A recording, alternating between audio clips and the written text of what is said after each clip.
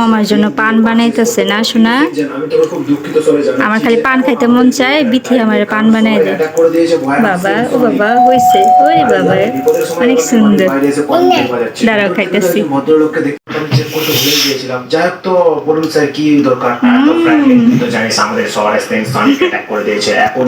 পান খাইতে যে এত ভাল লাগে, ভাত খায়া পান খাই, নাস্তা খায়া পান খাই, রাত্রেও পান খাই।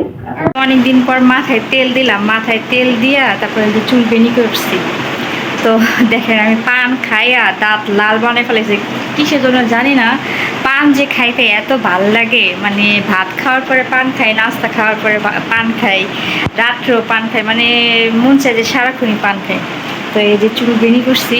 আগে কিন্তু আমি প্রত্যেকদিন রাত্রে মুখে ক্রিম দিয়া, মানে গোসল করে ক্রিম দিয়া এই যে চুল বাইন্দা শুইতাম। এখন কেমন জানি আলিস্যা হয়ে গেছে, ভালো লাগে না। তো সময়ের সাথে সাথে মানুষও কিন্তু পাল্টে যায়, তাই না?